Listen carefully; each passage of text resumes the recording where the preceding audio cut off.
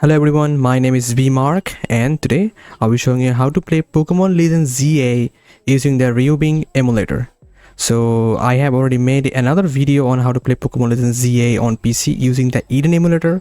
I will put a link in the top I button or in the description down below so you can check that out. But for this video, we'll be taking a look at how to play Pokemon Legends ZA using the Ryubing emulator.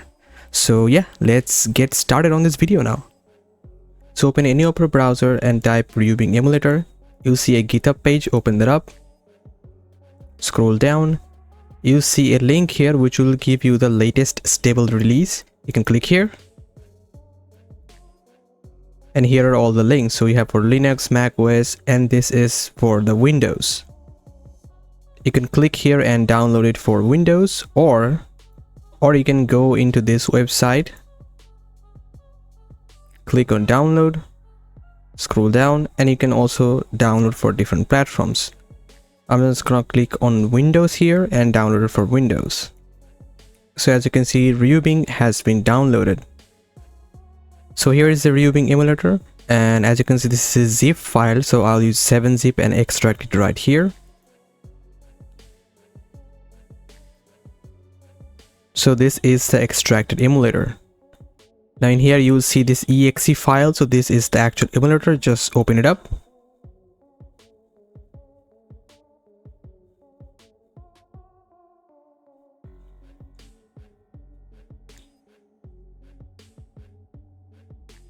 As soon as you open up for the very first time, you'll see this error. It says keys are not found. So you have to put in proper keys for this emulator to actually work. Now for Ryubing to work properly, it needs both keys and the firmware. And well, how do you get it? Well, you can just get it from your own Nintendo Switch. You can just dump it from your own Nintendo Switch, both the keys and firmware, and use it in the emulator. Now obviously there are other ways, obviously you can opt in them, but I cannot provide actual links to any kind of keys or firmware, or else Nintendo will just take this video down. So yeah, just dump it from your own Nintendo Switch and use it on emulator. Now to put your keys, you have to go to File, click on this Open Ryubing's folder, go into System, and in here paste your keys. Now it's time to install the firmware. For that, go to Action, go to Install Firmware, click on this Install Firmware from XCI or Zip. I have the firmware, this is the version 20.1.1. I'm gonna click on it and click on Open. I'm gonna click on Yes. As you can see, the firmware has been installed successfully. So one very important thing to keep in mind is that the firmware version and the keys version should match, or at least closely match. Like I have the keys at 20 point something, and the firmware, as you can see at the bottom, it says 20 point something. So they should match, or else one of them will not install at all. So if you have like a older version of firmware but newer version of keys, the firmware will not install at all. So make sure both are on the same version. Alright, so next is how do you get the game? Well, if you want to get the game, just dump it from your own Nintendo Switch and play it on the emulator. Also, there is some other ways. Obviously you can opt in the game, but well, I'm not gonna provide any kind of link or walkthrough in this video, else Nintendo will just take this video down. So yeah, just dump it from your own Nintendo Switch and play it on the emulator. So the next is, let's add our games. So for that, we're gonna go to Option, go to Settings, and here under this game directories, I'm gonna click on Add and select our game folder. Now this is my game folder where actually all the games are in here. I have named this folder Switch Games. Make sure the games are in a .xci or .nsp file format, and make sure they are the base version of the game, so version 1.0.0 basically. So I'm just gonna select this folder and click on Apply. As you can see, as soon as I hit Apply, all my games showed up along with Pokemon Legends ZA. Alright, so next let's change some settings. So for that, we're gonna go to Option, go to Settings, and I'm gonna start from System.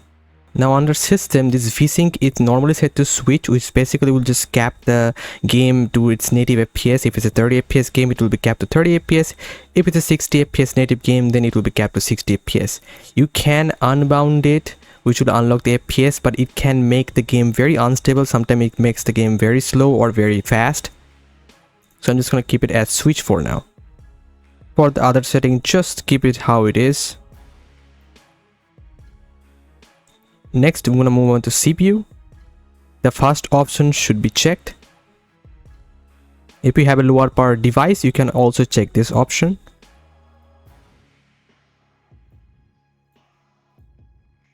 CPU mode, keep it as host unchecked. And for hacks, just keep it whatever values it is showing right now. I'm going to move to next to graphics. Now under the graphics tab, this preferred GPU, just select whatever your most powerful GPU is. And on the graphics backend, if you are on a AMD or a Intel GPU, you have to use Vulkan because Vulkan works better for them. If you are on a NVIDIA, you can use Vulkan or OpenGL, the choice is up to you. If you are not seeing this Vulkan backend or the GPU, then make sure your GPU drivers is up to date. Next, for graphics backend multi-threading, keep it as auto. Just keep this option checked. You can also enable texture recompression if your GPU has very less amount of VRAM like 3 GB or 4 GB. You can also check that. I have a 8 GB of VRAM GPU, so I don't need it.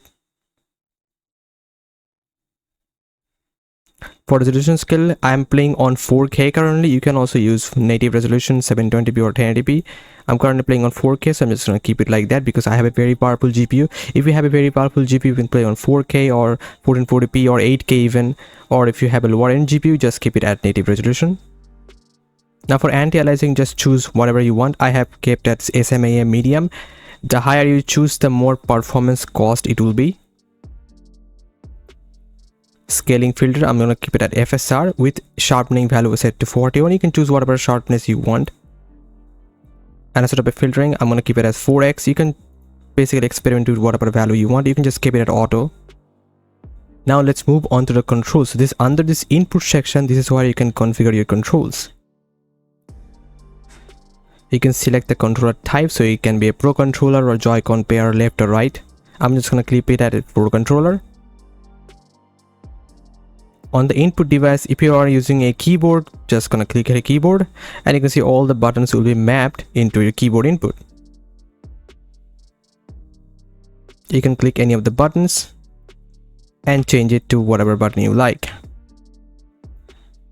Now if you have a controller connected, like I have a Xbox One controller connected, I'm just gonna click on this input device, click on my controller, and as you can see, automatically all the keys will be mapped to my controller.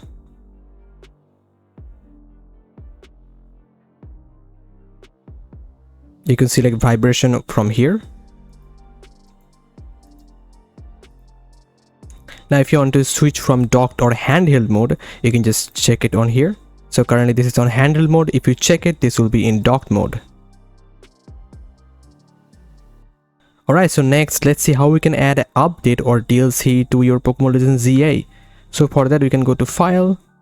Either you can add update through this option, load title updates.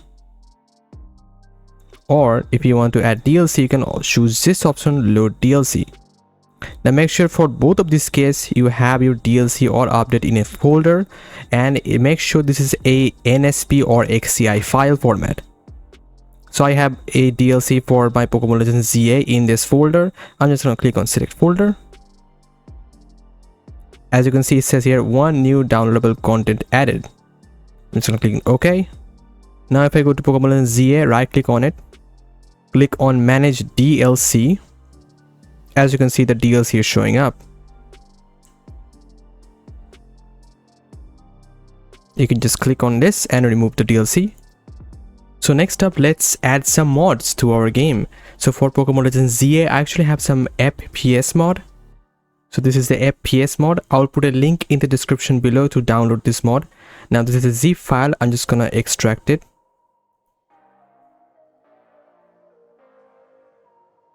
So The mod has been extracted. Now let's load it up in the emulator.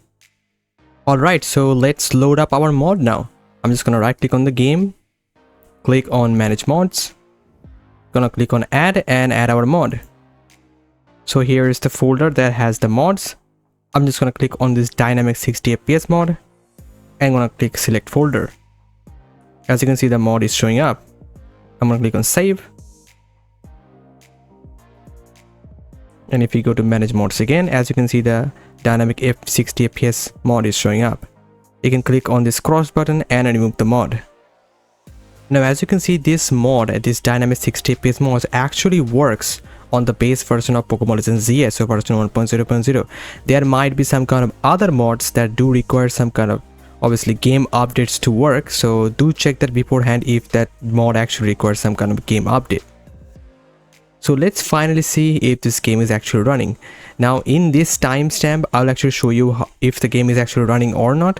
In the next timestamp, I will actually show you a fix on how to basically fix a initial crash that happened actually in a very initial cutscene of the game. So if you want to just see how to fix that initial crash, just skip over to the timestamp. And yeah, let's just start the game now. Now before starting the game, I'll actually completely blur out the screen, because if Nintendo sees this, they will take down this video again. So yeah, I'll actually have to blur the screen completely, but you might just be able to tell that the game is actually running. So I'm just gonna click on it and start the game up.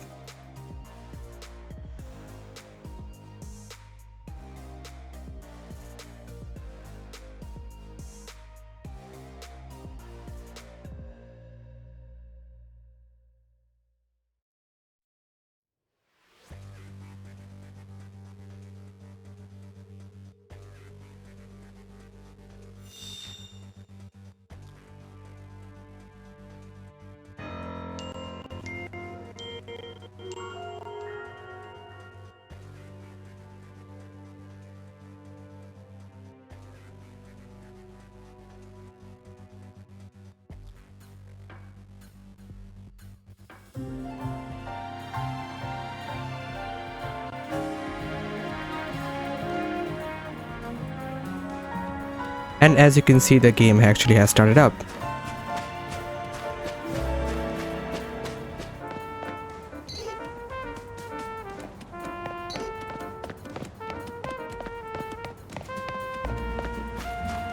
Now in order to fix any kind of cutscene crash, first of all you have to run the game through Eden Emulator. Now if you don't know how to do that, again I have made a video about it. I'll put a link in the description below about how to run the Pokemon Legends ZA through Eden Emulator. So yeah, just run the game here, go through whatever cutscene you are seeing and save the game. Yes, the cutscene will be very much glitched, but after completing the cutscene, just save your game. After that, right click on the game here, click on save data location, copy your save. Now open Ryubing again. Now right click on Pokemon Legends ZA, click on this open user save directory, and here paste whatever save you have. And then start the game up. That should actually bypass the crashing that happens on whenever a cutscene come up. Sometimes after playing for hours and hours, the game might start to crash again. So for that, just remove whatever shader cache you have.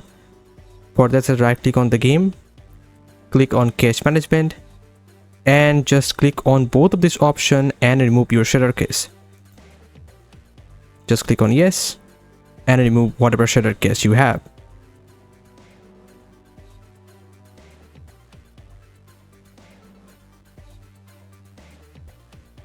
So that is how you play Pokemon Legends ZA using the Ryubing Emulator.